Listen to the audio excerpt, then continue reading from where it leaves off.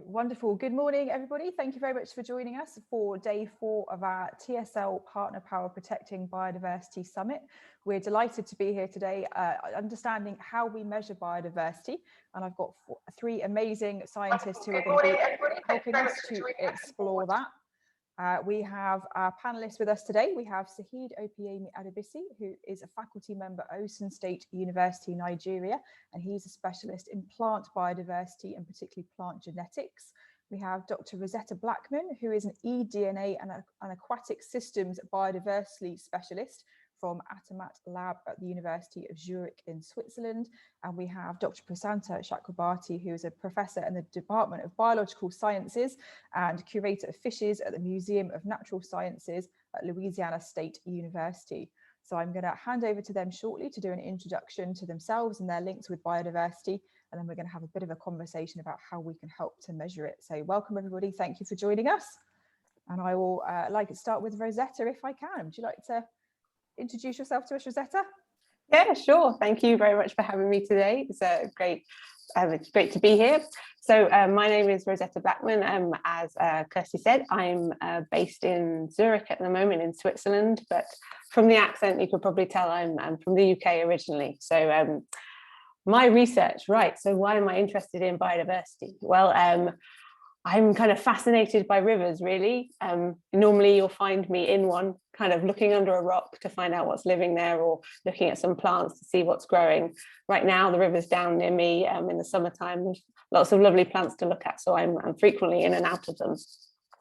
I guess I started mainly working in the UK as an ecologist under kind of identifying pressures and looking at human impacts on rivers by looking at insects or fish or plants and seeing what different pressures we were placing on them. So be it organic pollution or extra sediments going into the water body. So that's where I mainly kind of started as an aquatic ecologist. But since then I've kind of taken a kind of change of pace, and I now look at kind of biodiversity from a molecular point of view. So I use environmental DNA, and today I'll hopefully show you a little bit about what environmental DNA or eDNA is.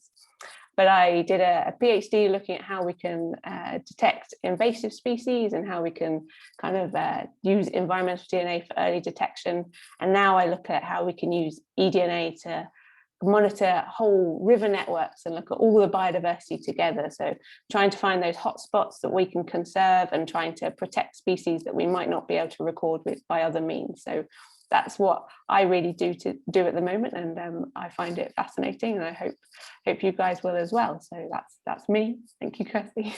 Great, thank you, Rosetta. Looking forward to finding out more about environmental DNA and what that is later on. And Saheed, would you like to introduce yourself and tell us a bit about your research? Yes, thank you. Yeah, my name is Saheed, and I am a research scientist. I am from Nigeria, and of course, this very journey of biodiversity investigation has took me to a few countries of the world, like Germany, like Sweden, like US, New York specifically. And of course, what inspired this very research was actually the concern for nature and the environment. And luckily, when the global concerns started raising awareness about the SDGs, MDGs, and also looking about the sustainability, yeah, this is a very wonderful niche for me to explore and also dig into my research, and also how this can benefit the local communities, the global communities, and also impact or maybe contribute to humanity. These are the questions, and these are the things that are on my mind when I started thinking about this biodiversity of a thing. And I discovered that in order to be relevant, there is need to look at what is the trend of events in technology. Then I looked at, yeah, DNA technology, biotechnology, and also molecular biology, and I try to figure it within what I can do within the plant science, and that is the journey so far, and it has been very fantastic because looking at the plant biodiversity, there are a lot to learn. There are a lot to learn: identification, speciation, conservation, a lot of things. So thank you so much. I think during my presentation, there will be more to also talk about. Great, thank you very much, Zahid. Prasanta, over to you. Sure. Well, thanks for putting this panel together. I'm excited to be here with Rosetta and Saeed. So for my angle about how I measure biodiversity, I'm a fish systematist. So I'm looking at the tree of life and trying to better understand how that can tell us about evolution and Earth history. And I've been lucky enough to have traveled to almost 40 countries looking for new species. So I've described 15 new species and also documented extinctions as well. And so, you know, there's easy ways to document new species. You can measure the distances between parts of the body to compare them with other species. You can see, you know, how many rows of teeth they have, things like that. If that doesn't fit with, you know, a particular known species, it may be a new species. We also use genomics, genetic data, and CT scanning and MRI, but it can be very low tech and it can be very high tech. We describe fossils, we describe living species, and we notice when things aren't where they used to be. So I hope everybody here who's listening has used something like iNaturalist or other programs that can be used to measure and document what species are where. But for me, as a taxonomist and natural historian, I like to go to new places where people haven't been and collect and observe species and compare them in a museum setting. So I'm a museum curator, so I have rows and rows of jars of fishes, and that is the placeholder, the documentation of which species exist now. And, you know, if you compare that with specimens at the Smithsonian or the Canadian Museum of Nature, where I'm working right now in Ottawa, that documentation, the voucher specimens help us compare what species exist, what species we may have missed in the past in terms of documenting them for taxonomy. So that's my angle for measuring biodiversity. Thank you. Great, thank you, Prasanta. Okay, so I'm going to start our sort of panel discussion section now by handing over to Zahid. So Zahid, you talk about plant genetic biodiversity, and the students in their essays this year and throughout our debates and discussion have identified lots of different levels of biodiversity, from considering everything on the planet right down to genetic biodiversity. But what is genetic biodiversity and why is it important, and how do you measure it? Yeah, thank you so much. I think maybe I can have my slide so that I can run through that information so that it will bring life to you. Yeah, thank you so much. Yeah, I will quickly speak to this slide so that we can have the life about the discussion. Yeah, DNA techniques for measuring biodiversity and for conservation strategies. Yeah, next slide. Next slide. Yeah, I think we can move on. Yeah, thank you. So the outline is just to just picture biodiversity, then what are the problems and the challenges, and also talk about the biotech, which is the solution also. And for the very reference to just say that what's the significance of biodiversity, it's just a means of making ecosystem more resilient and society stable. And but we have noticed the destruction over the years, which Johan Rockstone has been always talk about. Yeah, these very challenges can be pollution and climate change. I think there are a lot of advocate environmentalists that have been talking about these issues. Of course, our ecosystem from water to air to soil, they are unsustainable at the moment. Yeah, the bigger picture of this is what the NASA data is showing us as at 1970 and what we are now in the 2020. From this very picture, you can see a lot is happening in the world that is making the biodiversity not feeling fine. Yes, next.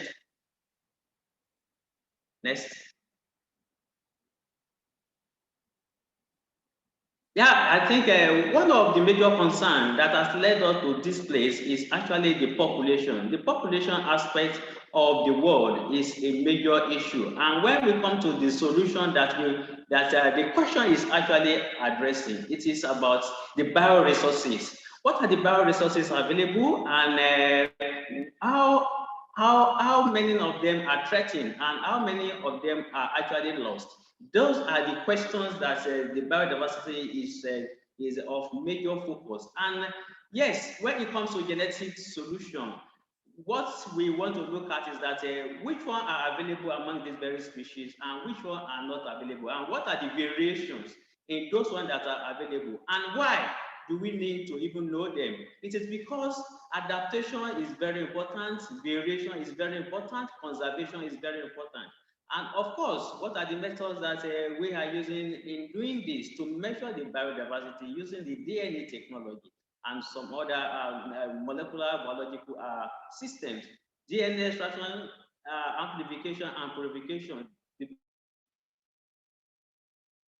That very methodology is very relevant in this very discussion. And when we have the overview, when we have the overview in the lab, we can have a kind of a sequence from the sample collection.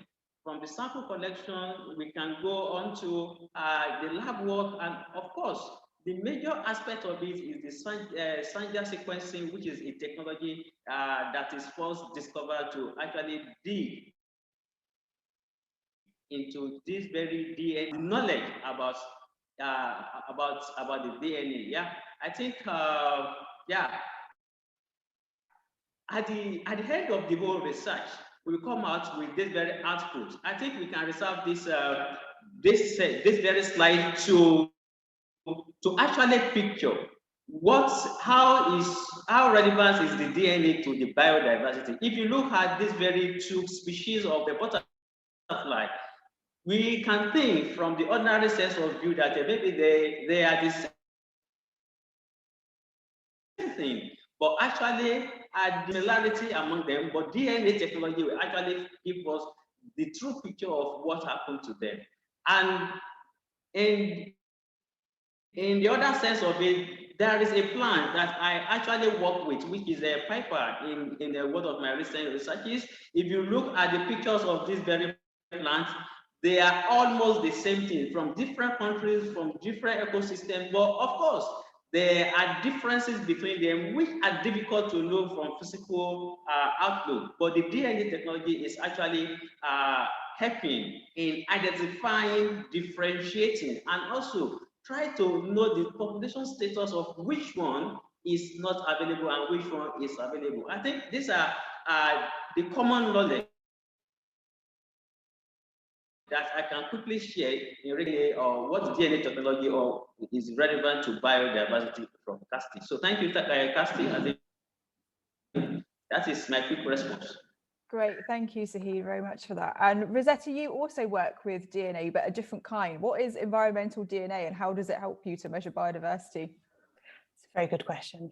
Yes, so hopefully, I can explain what eDNA is, and I can show you a quick video of it. So hopefully we can play that video now.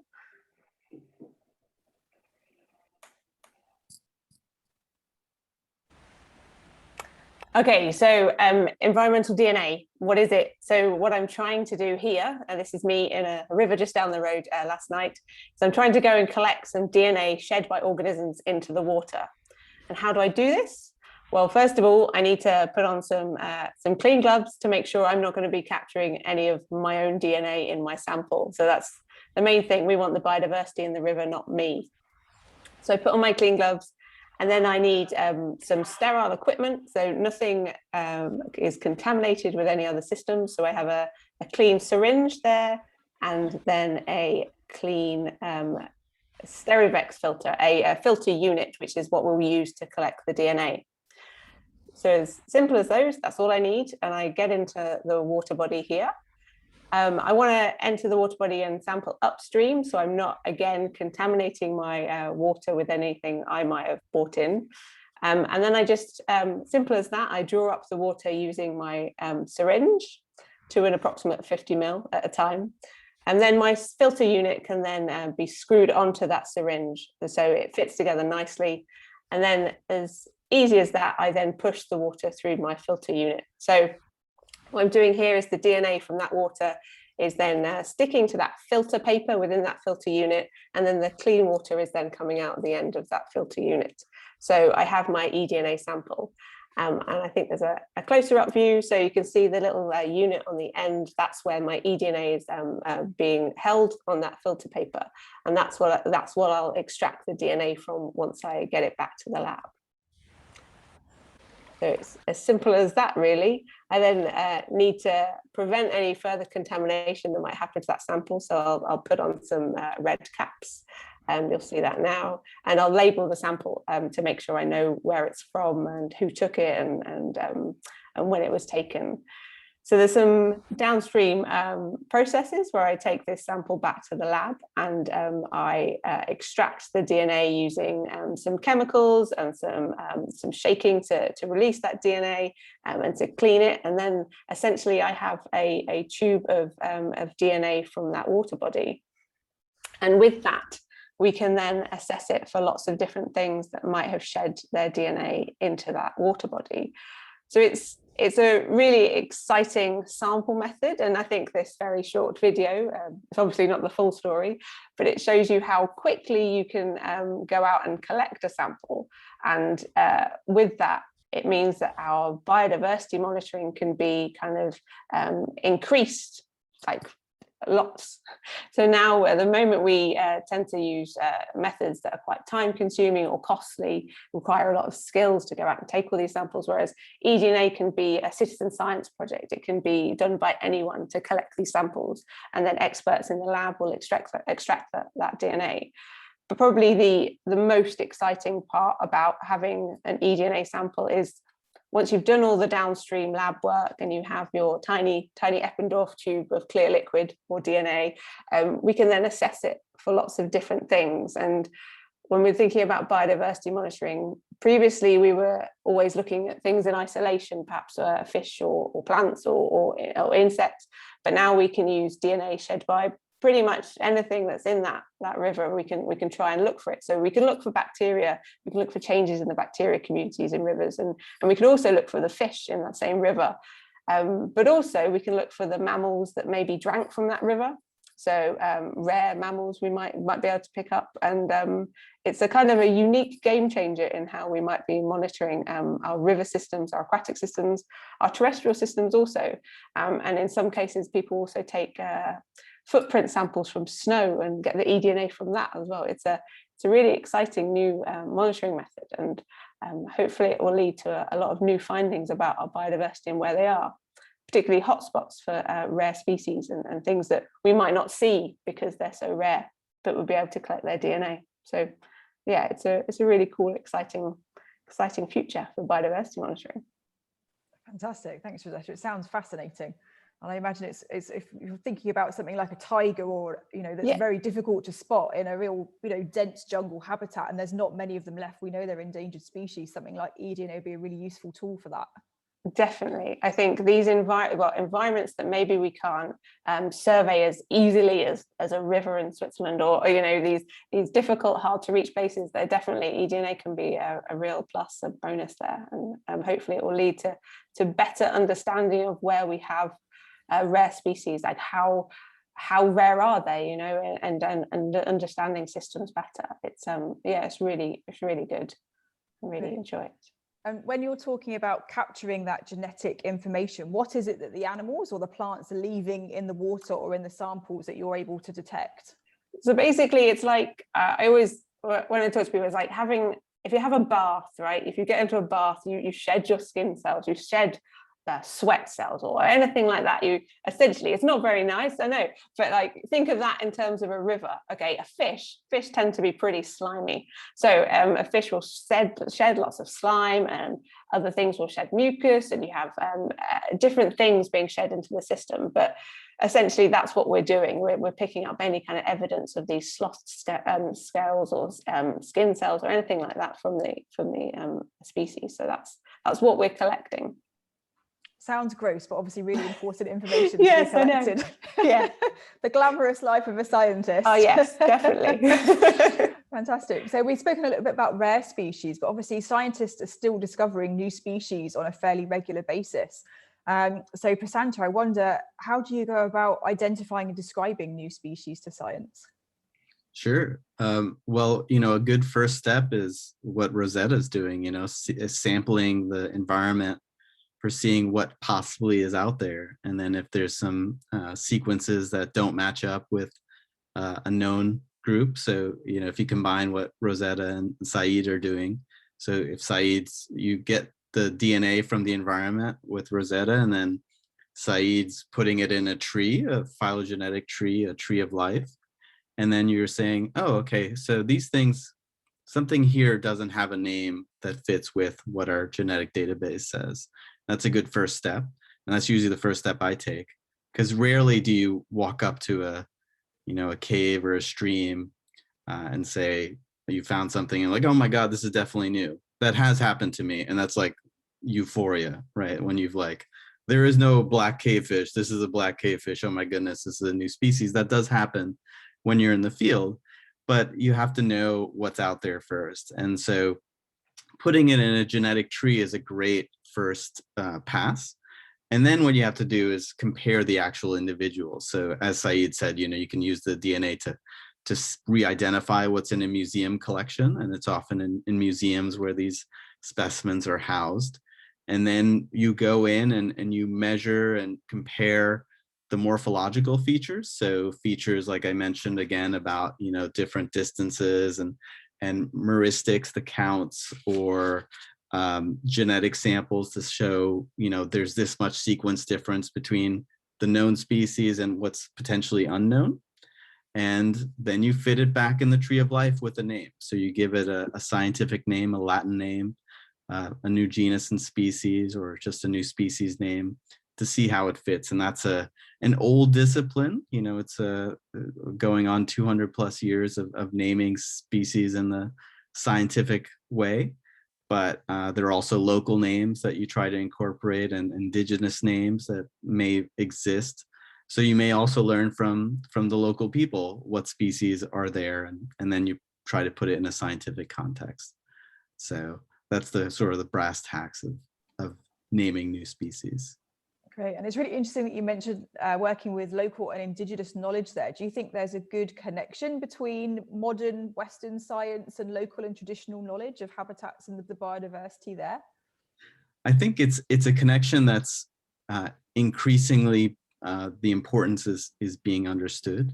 It's something that I've been lucky enough to have understood from my career, just going to these places and having boots on the ground.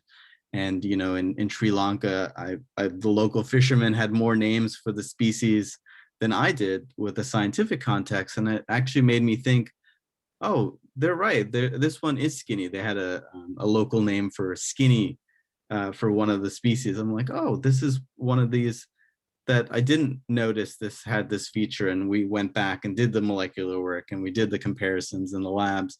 And I named it, it was actually a new genus. I named it Carla after the name that the locals gave it. So yeah, incorporating the local knowledge, they often, because they're there, understand, of course, their species better than we do. And in the past, Western scientists used to float in and do their own thing and not talk to the locals. And you're missing so much information by doing that. So yeah, working with locals and indigenous communities can really help our science. So yeah, I think that's a bridge that's being built still, but people are doing a better job at that. Great, thank you. And we've spoken a lot about animals diversity. And I think many people, when you're considering biodiversity, think about the plant side of it and how important that is. So Saeed, you specialized in plants. Why did you choose to think about plant genetics and biodiversity rather than animals? Wow, like one of those beautiful topics that say that would there be life without plants? You also agree, majorly the basic food that's available to a human being are plants, and hardly will you see the vast majority are vegetarians and the people are dependent. Plants play a lot of roles in nature, because when we look at the energy level, we look at the food level, we look at economy level, we look at even the recycling of nature itself, the balancing, the nutrient recycling, and even the gaseous availability and of every lifestyle. And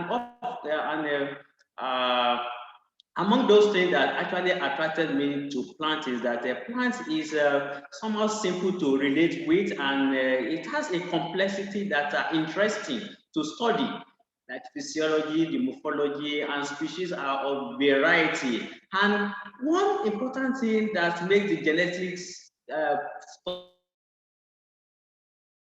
study of plants more unique is that you will be seeing physically that maybe they are of the same thing, but at genetic level you realize that there is a lot of differences in their mechanism, in their system, in their orientation, in their enzymatic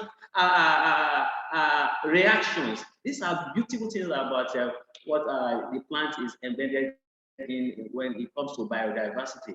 And finally, I think plant has also been a kind of a species that are coding this very nature when it comes to the issue of relevance of the ecosystem sustainability, the climate change, and also a lot of things, survival, and even the health issues. So I think plants is very, very relevant here.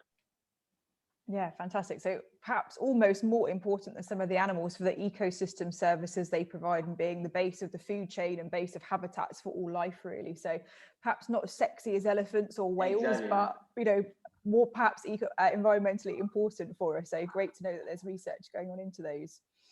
Fantastic. Thank you, Sahid. So Rosetta, I'm going to come back to you now. I wonder, how does understanding biodiversity better can that give us any impact or understanding of the health of the ecosystem or the river or the environment you're looking at? Yeah, definitely. So when I first got into ecology or monitoring biodiversity, it was very much on the kind of looking at pressures, how we can conserve river systems by understanding what lives there. So I looked mainly at algae and insects and plants, and I'd kind of monitor what we found in a river, and then be able to use that information to find out what kind of pressure that system was under. So if you think about anyone, right, we all have our kind of favorite place, our niche of where we want to be it in a nice warm bed or anywhere else like that. So same thing happens for insects or plants. They have their requirements, their needs. They might like really clean water, or can tolerate certain pollutions or certain nutrient levels. So when we collect our data for insects particularly, be it with a kicknet sample or environmental DNA, we can then kind of use the information on the species we find to find out kind of what type of water quality these insects are living in. So we can have stoneflies really like very clean water, and so we can say that's a good water quality or good ecological status. So we can use that kind of broad sense of a description there. Or we can find samples we might take might not have very much life in it at all, but it might have certain fly larvae or chironomids or mosquito larvae, or things like that might be able to tolerate certain other types of water quality or organic pollution. And we can do the same with plants as well. So aquatic plants that love nutrients, we might know that there's a lot of nutrients getting into our water body, which might be from surrounding land use or pollutions or anything like that. So we can use these different groups as biological indicators to see whether there are any problems in the rivers. And by doing that in kind of a systematic way, we can and then hopefully improve the water quality, or to stop those pressures having an impact on the biodiversity itself. So that's really how I originally got into aquatic ecology and biodiversity monitoring. So it's really useful, and it comes from years and years of research of knowing where these species love to be and what their requirements are. So it's still very useful and yeah, very important for our monitoring systems. Great, thank you. And Prasanta, coming back to you, how does an evolutionary biologist estimate the number of species that you might find in a habitat or ecosystem? Because obviously you can see a certain amount, but if you're thinking about all the tiny microscopic things and everything else that you can't see, how do you put a number on it? I love that question because it is hard. You know, we want to understand species as sort of the measure of biodiversity. How many species are there on Earth? And we're far from even really getting a complete consensus on what a species is. So, you know, Rosetta mentioned the stoneflies, and I just saw a stonefly yesterday for, you know, a pretty big one, and we were like, oh, what is this species? You know, and finding out exactly what species are and where they are is probably one of the hardest questions in this biodiversity paradigm. So most of the species that have existed on Earth, if you're talking about evolutionary context, have gone extinct, right? 99% of them in the 3.5 billion years of Earth history, of life history on Earth. And so we're still measuring extinction at the same time as what species are on Earth today. And so it's not the same thing as species of mammal and the species of bacteria, where there's different forces of speciation going on. So it is a difficult question. There's about 1 million species described, and 350,000 of the species that have been described are beetles. That's more than all the plants. So we need more taxonomists working on plants like Saeed, and we need more taxonomists and natural historians going out and boots on the ground to places where species are undocumented. I see there's a question in the chat. What are the most recent estimates of total number of species on Earth? It's about 8 million is sort of the low estimate, if you're not counting how much potential bacterial protist life there is. There is lots of undocumented microbial life still. So that could be tenfold more, 80 million. But 8 million is the number that I've seen most recently of the number of undiscovered species on Earth. Wow, that's a huge number. So this is a question to all of you, really. How do you think technology has changed how we measure biodiversity over the years? Obviously, we've made hundreds of leaps in technology over the last 100 years. So what were the very early stages, you know, before we had all this amazing computer technology and genetic analysis? What did people do to measure biodiversity to start, and how far have we come? Anyone want to have a go at that one? I can start with that one. So, you know, at first we were doing just like preservation, like how did Linnaeus and Darwin keep, you know, document, because you could always illustrate something, but then if you had to go back and actually document it, you know, keeping plants in herbarium and, you know, pressing them, that was a pretty modern technique 200 years ago. And now we can do eDNA for obviously, as Rosetta was talking about, but also genomic sampling, which, you know, you can look at the entirety of the DNA of an organism, which is just this incredible field. And it sometimes moves too far ahead before the traditional science can catch up. So there's lots of genomic work being done, but there's no specimen in a museum that's tied to it. So Saeed talked about, you know, correcting the identification of something based on its genetics. We can't do that if we don't have a specimen in an herbarium or museum. So we need that connection between sort of traditional and traditional taxonomy and genomic work. And, you know, some of us like me tried to do both at the same time, maybe not always successfully, but yeah, that connection needs to be between old research or traditional research and modern tools needs to be strengthened. I'd reiterate that strongly. Like, all the data that we derive from eDNA all comes back to having a reference sequence that we can identify that DNA sequence to. And essentially we want the information derived from taxonomists and the subsequent referencing sequencing of a sample to be able to have that. So I can't identify an unknown sequence unless I have a reference sequence, and that's normally derived by traditional methods. And it's really important. And as environmental DNA has kind of taken off in the last 10 years, a lot of the work that we're still trying to pull together is reliant on taxonomists supplying correct identifications of specimens and us then sequencing them so we can then identify them from eDNA. And that's really important that we kind of cross this kind of gap and have this kind of communication between the old and the new. But yeah, need them both. Yeah, Sahid, anything you'd like to add? Yeah, I think the fellow panelists have said, it is very, very difficult to actually estimate what the species and what are the differences and what are available and what is the total estimate, because some articles mention that maybe we have about 8.7 million species of life living on Earth as at 2011. And as at 2020, we are saying that we have 15 million. But from my own research experience, I can tell you, I explore a particular species from different ecosystems of like 200 samples. And at the end of the day, I found out that all these species are the same thing. Now, how do we classify that when we want to estimate what are the total species on Earth? Which means that there are a lot of duplications in existence. There are a lot of misidentification in existence. There are a lot of overlaps. These very species, and of course, the basic and the most effective proven method so far as of now is the DNA technology, as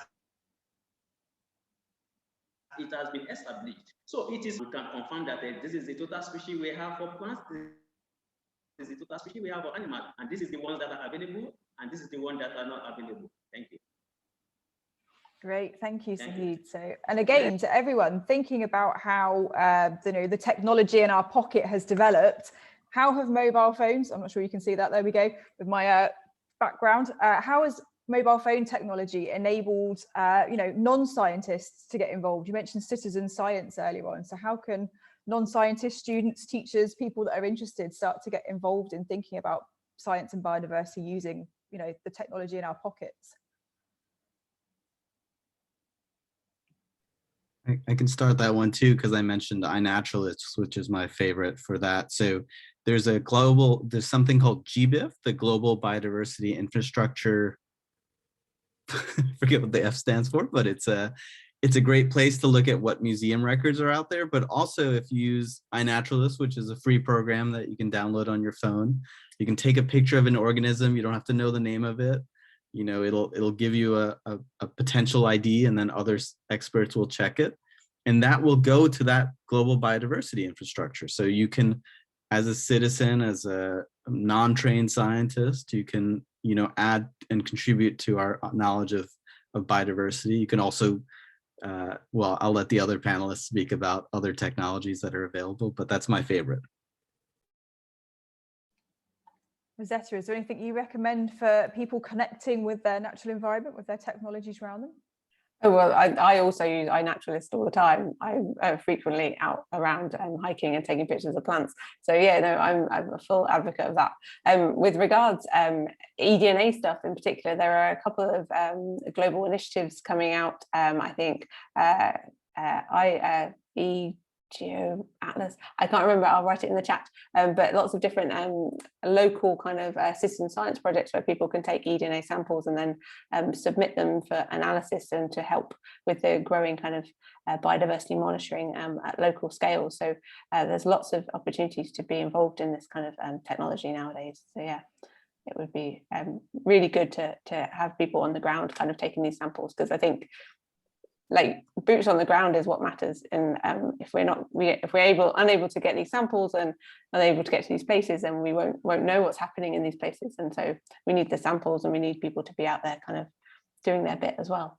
And I'm guessing with the current global pandemic situation, and that's hindered scientists' ability to get out and start collecting that data. So if people are able to go out and explore their back gardens, their local parks, their local areas, and share that information with scientists, that's going to be of a great help to researchers that aren't able to, perhaps travel across the world if they're studying different species.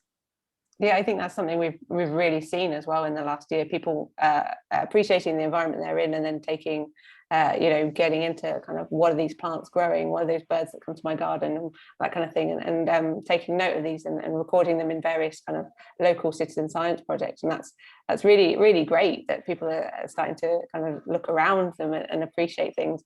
And yeah, mobile phone is key to documenting some of these things. So it's really good.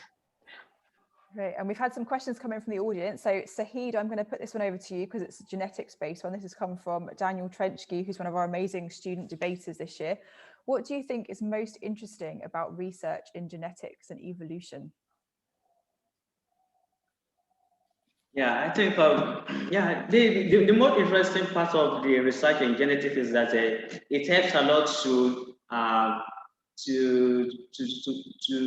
demarcate the taxonomical boundaries among the species, and also it helps a lot to understand the what we call the ecosystem demarcation for the species, and also it's also very interesting to dictate what are the controversies that have been happening at the local or conventional technology that is hidden to be understood by man over years.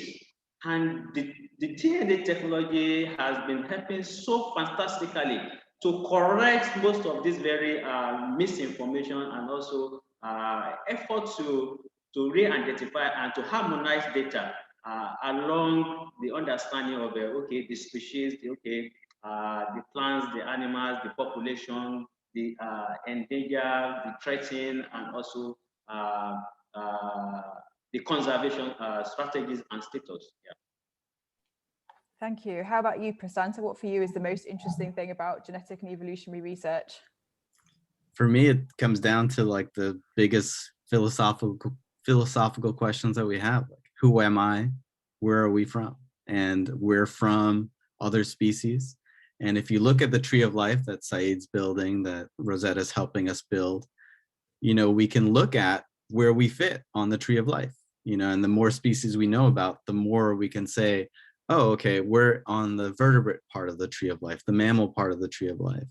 And, the vertebrates came from this group of invertebrates, and where, why do our hands have 5 fingers, instead of 10, like the first animals that came onto land? So for me, the most interesting part is building that tree of life, because that really is a map of our origins and our history.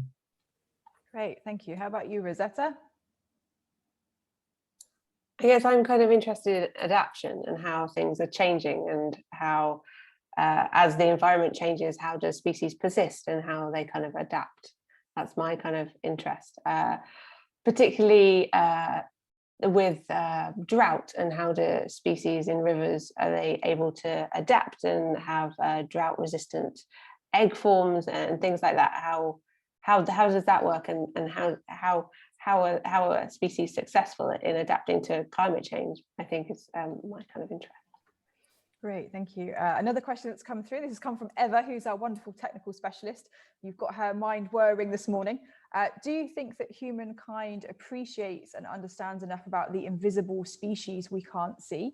And do you think that indigenous heritage are more aware, perhaps, than Western science about their biodiversity? Who wants to go with that one? Some great questions coming through, guys. I'll take the invisible species as work I've been doing recently on kind of bacteria and things like the species that less charismatic megafauna, so to speak. So kind of the bacteria and the fungi that we can now look at and see the change in the communities within river systems in particular. We previously haven't used that information to study what's happening in our rivers, like what human pressures are kind of having an impact on the rivers. So I don't think at the moment we fully appreciate that, and now new tools are opening up how we can possibly now try to understand and try to look at kind of the effects on these kind of invisible species that we haven't looked at before, because we've maybe concentrated on the insects or the plants or the fish or things like that. So yeah, I think new tools are really opening up possible avenues of studying these new invisible species. But yeah, previously maybe not so much. Yeah, so the Trust for Sustainable Living runs a visitor centre, which is a rainforest, an indoor rainforest in the UK. And one of the things that we try and teach the students about is mycorrhizal fungi and their importance within forest ecosystems. So they're almost an underground, or in the forest, actually they can be above ground as well in the canopy layers, layer of fungi that connects everything, all of the plants, all of the trees, everything is connected by this amazing web of fungi that pass nutrients and send chemical messages. And scientists are just beginning to understand now the importance of that, but they really think that that's the kind of keystone foundation of having a healthy forest ecosystem, is this tiny little mycorrhizal fungi that form these enormous networks that cover the whole forest. So it's, yeah, I think invisible species are undervalued. Prasanta or Sahid, have you got any thoughts about that? Or do you want to think about indigenous people and whether their knowledge is perhaps or more aware of Western science?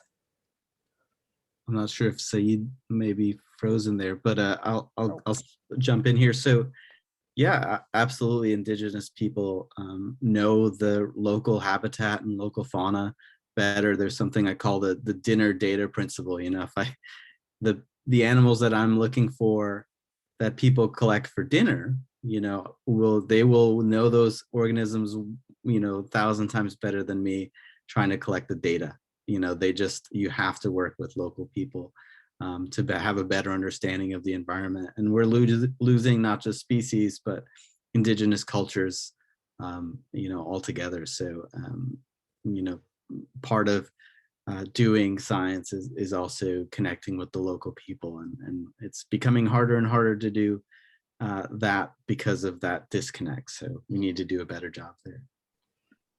Okay, thank you. And Daniel's asked another question. He's a keen scientist. So what careers can we pursue if we're interested in genetics and evolution? How would you encourage young people to get into the field? Who wants to take that one? I could do that again. I do this all the time. So I train graduate students, but you don't have to be a classically trained scientist to do science, right? So as Christy and others were mentioning about, you know, doing work now, you know, at your current state and working with local people that may have, you know, the next step in what you want to do. So find what you're interested in, find who does those interesting things as a career, and talk to them and work with them and see if you like it. And so there's plenty of work for geneticists, evolutionary biologists, maybe not, maybe that's a little bit more of a defined group within that, but you can, there are thousands of jobs, and you just find the one that interests you, because that's more important than perhaps how much money is being made in that career. But I'll let Rosetta and others discuss. Yeah, no, I definitely agree. You need to find kind of the area that interests you and find the people that do it and get in contact. I mean, today is so much easier to reach out to scientists and ask questions via social media or any of these kind of different platforms. So yeah, find something you're interested in and find who does it and reach out to them. And yeah, always go for what you enjoy. I mean, I am a traditional taxonomist by training, so my background is very much in looking down a microscope, but then I decided to study a bit of molecular ecology for a PhD and have gone around the houses to get to where I am. So yeah, just go with what you like and see where it takes you. Great, thank you. So can you hear us okay? You back with us? Yes, I think yeah, very important is my network, but I think if I can catch up with what has been I made them discussing, it is very easy in this in this very career to migrate from one my own background was actually agronomy, which is more or less like agriculture, and I transfer to environmental biology, study genetics again, and I transfer to plant molecular biology, study DNA again. So DNA agriculture, DNA environmental biology, DNA botany, DNA molecular biology. So it is somehow easy to migrate when you are actually easy for you to fit and relevant in all the fields available in science. Yeah. Great. So I think the advice there, Daniel, is find something that you're interested in, see how you can pursue it. And I think for all of us as sort of career scientists, you don't necessarily follow the path you think you're going to follow. The more you research, the more you get interested, the more you discover new ways that you can explore the subjects that you're interested in. So thank you for that advice there, everyone. Okay, our next questions come from another student of ours, Anvishika, who's from India and is joining us. With the help of artificial intelligence, can we reconnect with extinct species that we can then perhaps bring back to our ecosystems? Any thoughts on this one? That's a great question, Anvishika. Amishka, I guess I'd say, you know, the artificial intelligence is as good as the algorithms that you give it, and we're still sort of far from having the right algorithms and to feed in to say, like, these are the species that are missing from our current understanding of biodiversity. So we still need people to actually be out there, you know, and sampling for eDNA or looking for species. So before I hand it over to the machines, I want more people to be out there with boots on the ground, I would say. Thanks, Prasanta. Rosetta, have you got any thoughts on that?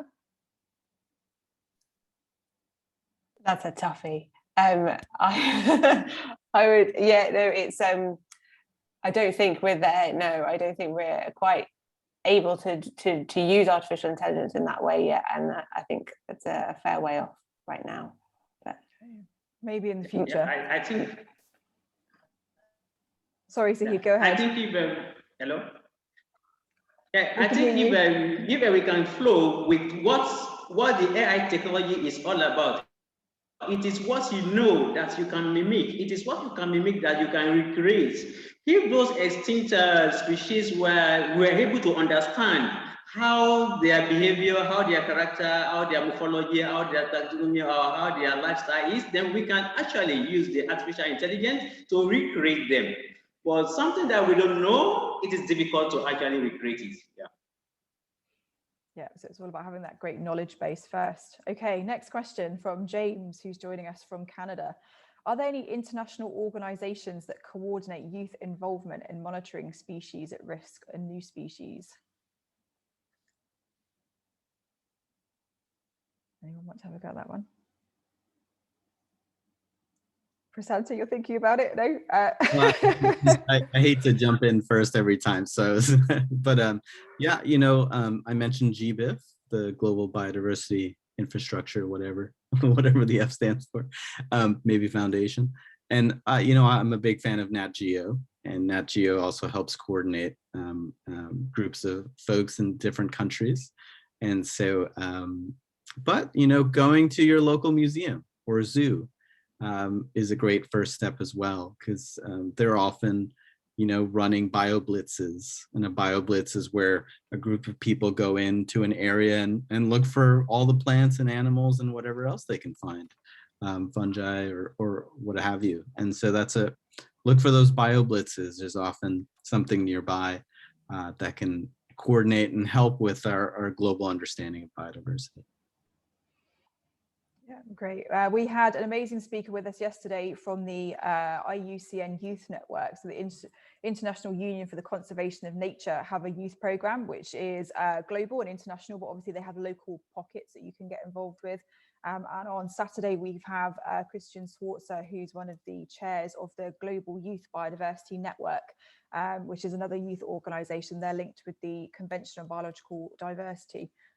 So they also work with youth around the world. They have a global network program, but also have local pockets that you can get involved with within your region or your country. So that's a great way they can get involved. Okay, and oh, yep, let's have a quick look. One more question coming through. So, Prasanta's sharing a link for us for GBIF. Thank you for that. So I have another question for perhaps all of you. We've obviously spoken about measuring biodiversity and understanding why that's important, but how does measuring biodiversity then relate into protecting it? You know, what sort of steps happen after you've identified your new species, identified that they're at risk and need protecting? What happens next to get that protection and stop that species going extinct?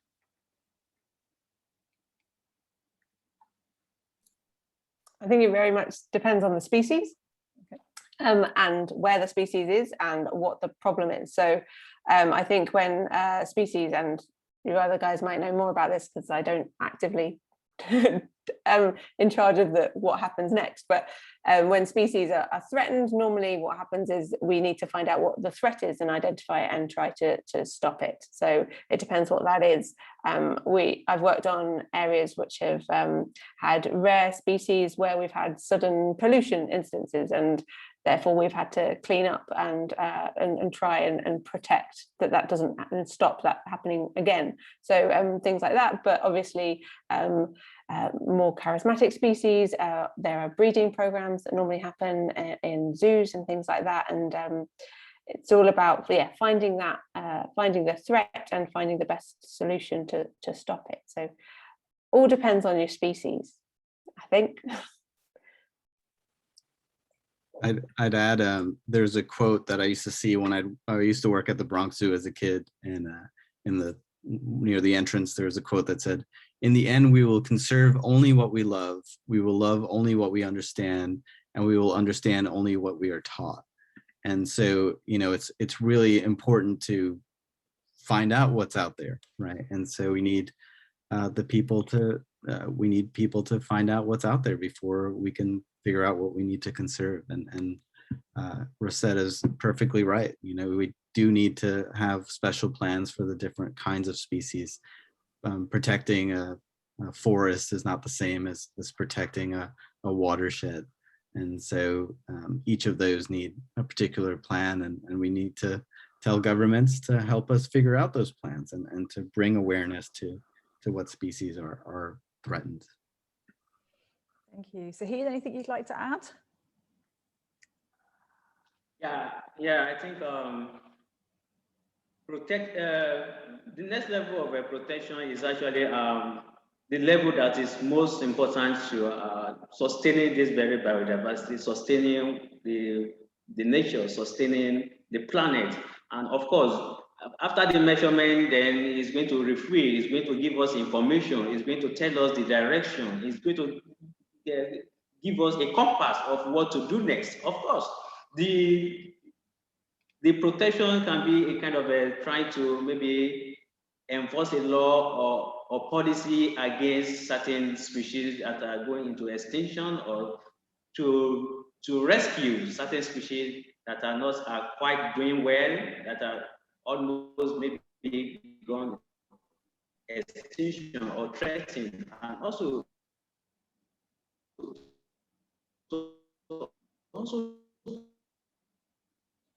Oh no, unfortunately, Sahid, we're having some connection problems with you. If we switch off your video. About how local communities Are we able to switch off video? Can bring up information that are concerned, that has been identified to have a particular status. So it is a critical towards sustaining the biodiversity itself. Great, thank you. So there are obviously next steps to be taken with the data that you're collecting, thinking about how then that goes into policy making and how that gets turned into law. And it's actually, that's something we're going to be discussing at our panel discussion on Friday. We've got a couple of ambassadors with us from the Seychelles and from Costa Rica talking about the policy making side of things. So hopefully we can find out a little bit more about that then on Saturday. So thank you very much, Prasanta, Sahid and Rosetta for joining us, and thank you for our audience as well. Some amazing questions coming through. I can see everyone's really had to have their thinking caps on this morning with those challenging questions coming through from the teachers and students joining us. So thank you everyone for sharing your experiences and your research and helping us to better understand how we can measure biodiversity and perhaps what the importance of that is to us. And also thinking about how as citizens and non-scientists we can become scientists and get involved either with the technology in our pockets, by joining local youth organisations or museums, and then thinking about potential careers in science, how we can further pursue those. So thank you very much, everyone, for joining us. It's been lovely to have you. Thank you for sharing your insights. And viewers, we welcome you to join us. We've got our final workshop for today in about 30 minutes time, which is going to be thinking about developing persuasive arguments through poetry, with Alicia Valle-Poulet, who's a conservationist and creative writer from St. Lucia, who's going to be sharing her experiences. So hopefully we've thought of some inspiring words during our last two talks that we now want to get down a creative message that we can send to these governments and these policy makers on why we need to protect biodiversity. So thank you very much, Prasanth, Sahid and Rosetta, for joining us today. Brilliant. Thank you very much, everyone.